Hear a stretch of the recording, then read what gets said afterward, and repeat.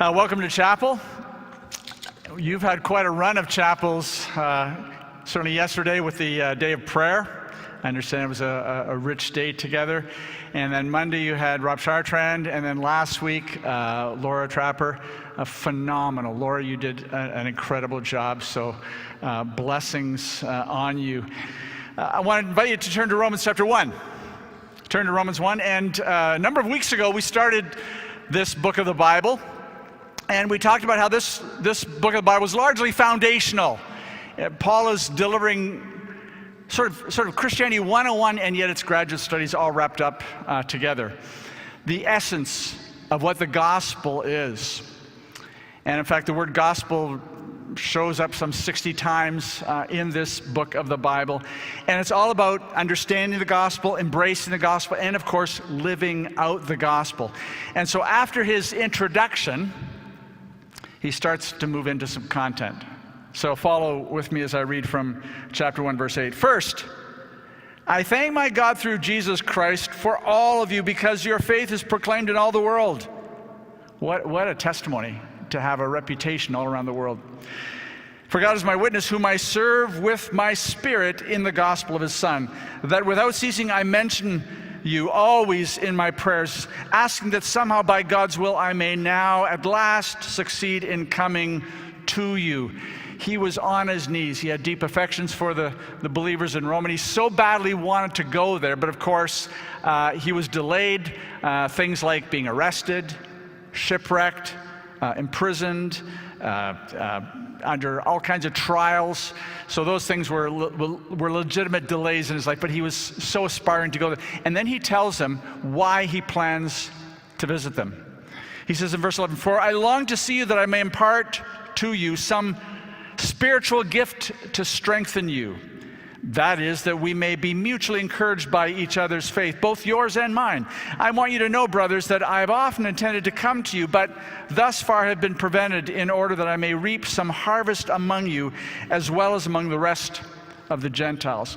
And so here, Paul is saying that the reason I'm writing this letter to you is for three reasons. First of all, I want to impart a gift to you. I want to come and give you some content. I want to give you some truth.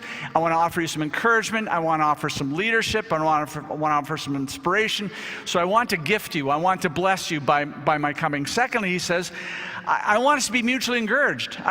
I want to hear your faith stories, and I'll tell you some of my faith stories, because as we hear these stories, it reminds us of just how dynamically God is at work in and through all of us. And then the last thing he says, I want us to share mutually in the harvest. Let's do something together.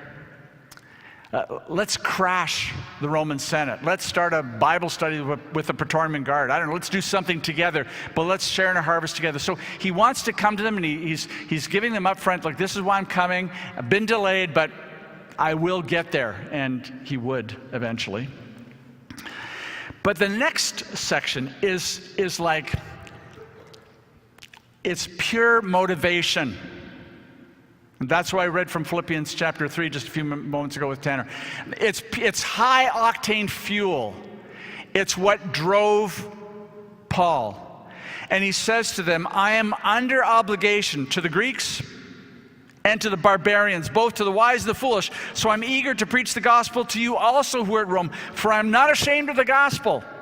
For it is the power of God for salvation to everyone who believes, to the Jew first, and also to the Greek.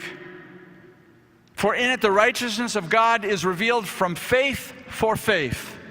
As it is written, the righteous shall live by faith. Wow, this is Paul being fired up, as you would say, as he's galvanized by these three absolutely relentless motivations in his life. These drove him. They inspired him. They called him. And he starts off by saying, I'm obligated. He says, I have a duty. Or some translations of this word is, I have a debt. This is, I'm in this because I am obligated. And he says, my obligation is to communicate this profound message of life and liberty and freedom and reconciliation and peace with God to the Greeks and to the barbarians. Of course, the implication of this is, of course, to the cultured and to the uncouth, the uncivilized. So the Greeks, the barbarians, of course, the wise, the foolish, the educated and the less than educated. Here he's speaking to the cultural elites and the working class, the young, the old, the rich, the poor, the liberal, the conservative, the indigenous, the immigrant. No partiality, no discrimination, no distinction. Everyone needs to hear this message, and I am obligated to discharge that message whenever and wherever I possibly can. I like what Paul says in 1 Corinthians chapter 9. He says, woe is unto me if I preach not the gospel. In the next book of Corinthians, in chapter 5, he says, for the love of Christ constrains me, it controls us, because we've concluded this, that one has died for all, therefore all have died. And he died for all, that those who live might no longer live for themselves, but for him who, for their sakes, died and was raised. This is what inspired him. This is what motivated him, the work that Christ had done in his life. And he felt an obligation. Now, responsibility is a good thing. It matures us. It grows us. And so I have an obligation to my family. I have 2 adult children now and grandchildren, but I have an obligation, and it was an obligation that I welcomed, but it's nevertheless an obligation. Law enforcement officers have an obligation to ensure that justice takes place.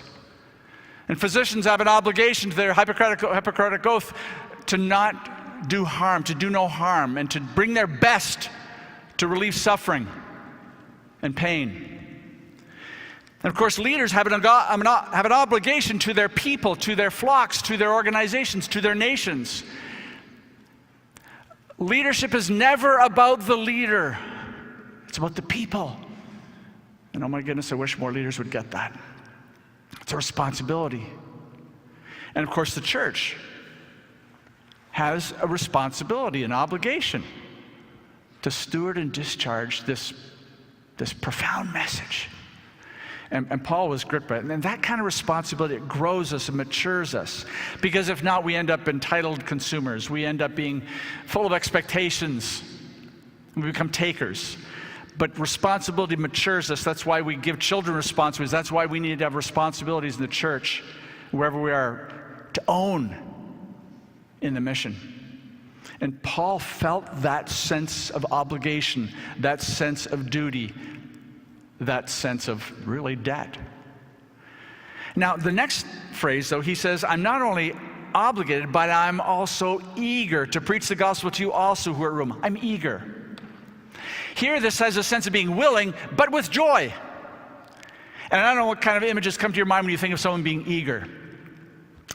Maybe you think of Christmas time and little kids always going under the tree and shaking the gifts, wondering, speculating, musing what those gifts might be. They're eager. Or perhaps you're training your dog in obedience training, and there's the bone, and there's your stay, and he's dripping all over the carpet, but he's staying because he's so eager to get to that bone. Or maybe it's in a wedding ceremony, and not so much now, but as a pastor, I did a lot of weddings, and every once in a while I'd be officiating in a wedding, and I'd be at the vows. And do you take? I do. I wouldn't even get even out the names. It's like, I do. I'm in. Let's move. It's so eager. And this is the kind of sense that Paul had. He was eager, and that kind of eagerness is infectious. And some of us are eager to talk about some of our particular theological interests. Or some of us are eager to talk about our political perspectives. Or maybe we're really eager to talk about some sports team or some product. Or maybe it's, whip up the phone and show pictures of your grandchildren for some staff and faculty. And you can be eager about a lot of things, but Paul here, it was just eager to talk about Jesus. Well, it's too convicting. Obligated, eager, and then he says, I'm not ashamed. No red face, no embarrassment. I'm not bashful. I'm unashamed.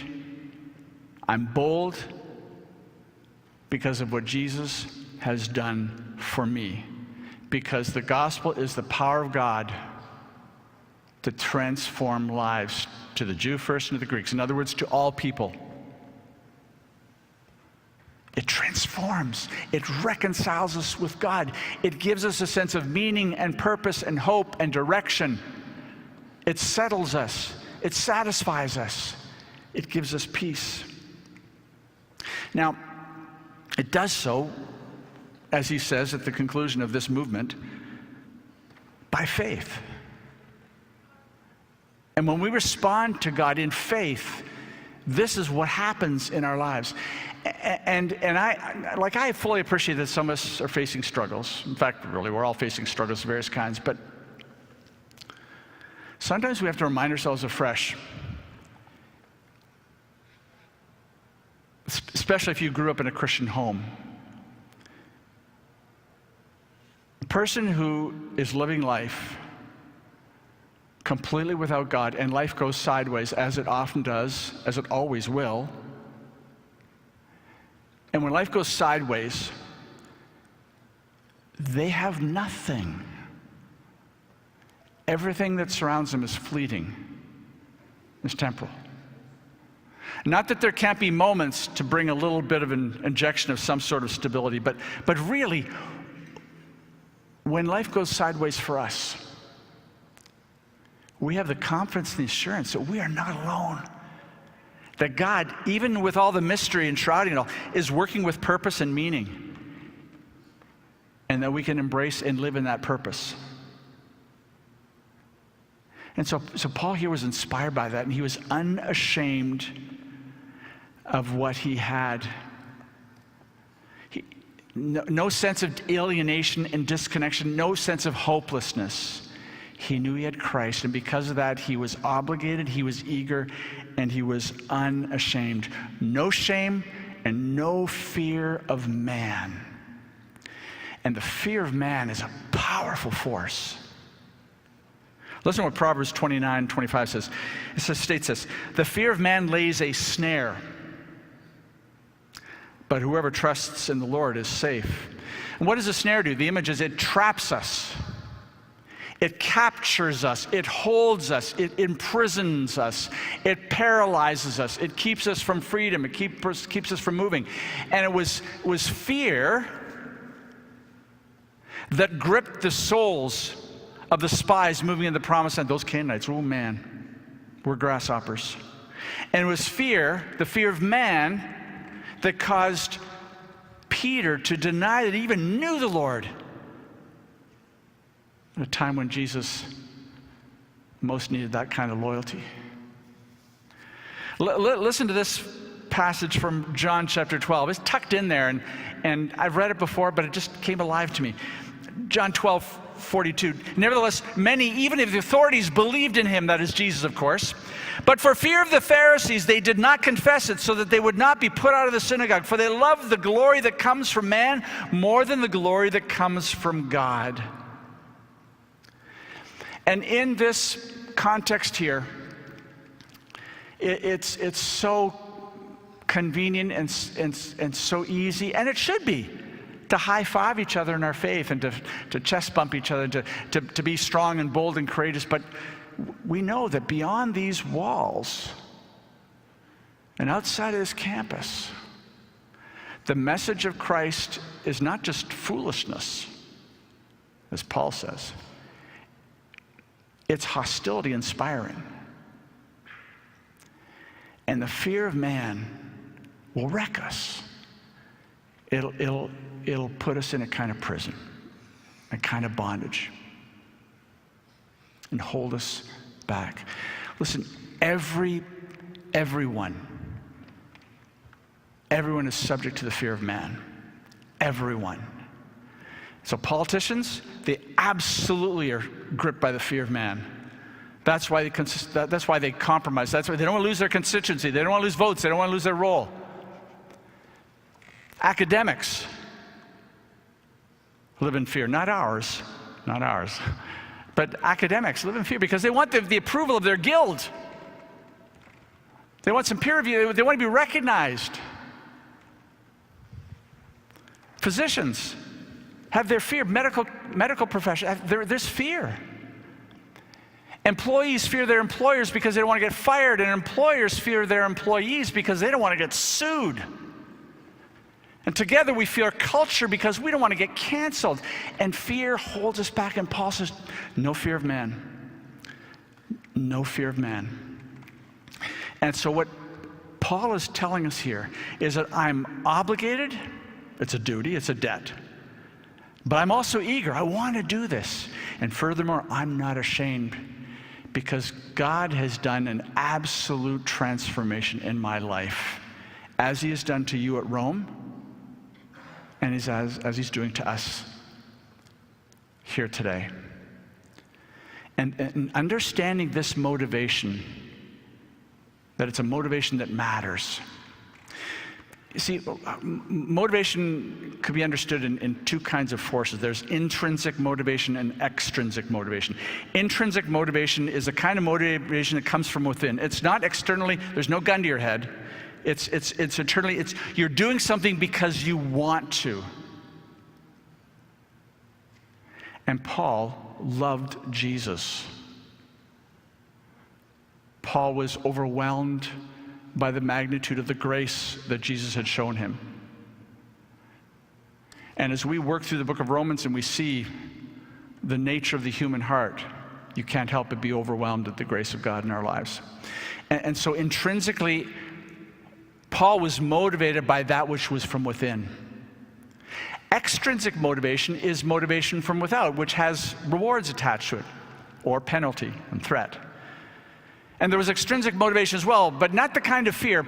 Paul had no fear of man, but there was extrinsic motivation. There was reward, because Paul wanted to hear, as Jesus said, well done, good and faithful servant. And so there was internal, intrinsic motivation. He loved Jesus. And there was extrinsic motivation, external motivation. He wanted one day to be a blessing to his Savior, and to hear those words of affirmation. That too motivated him. And so let me just leave you with this. Why do you do what you do? What motivates you to do what you do? And you're not going to answer that now. But that's a question we want you to wrestle with here in your time. Because we want you to be healthy and whole. And we want you to be motivated by the things that matter. By your relationship with God, by meaning and purpose. A life-shaping question was served me once in a very critical time. James Thurber once said, every person must, before they die, determine what they're running from, what they're running to, and why. Every person must, before they die, figure out what they're running from, what they're running to, and why. You and I are all moving in directions for a reason. And you need to stop and give some careful thought to what motivates you. Are you running in fear? Are you running from a relationship? Are you running from pain? Are you running from trauma? Are you running to some kind of recognition, some kind of praise, not from God, but from some other source or other body or other person? And why? Why are these things? What is it in your past experiences? What is it in your present thinking? What is it in your past trauma that has wired you to be the way you are? Go there. Ask yourself these desperately important questions of motivation. Paul was intrinsically motivated and extrinsically motivated. Jesus had rescued his soul, and that inspired him. And he was extrinsically motivated in that he wanted to hear the approval, not of man, but of God. That's a motivation that matters. May that motivation be ours. Tanner, come dismiss us.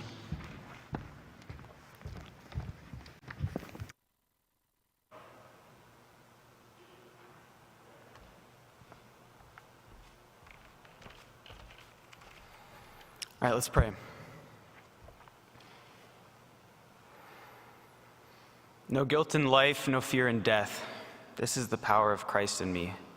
From life's first cry till final breath, Jesus commands my destiny. God, you have saved us from our wretched states, and you have called us to a life of righteousness where we pursue you and pursue what you have called us to. I thank you that President Pawelke was faithful in the message that he brought.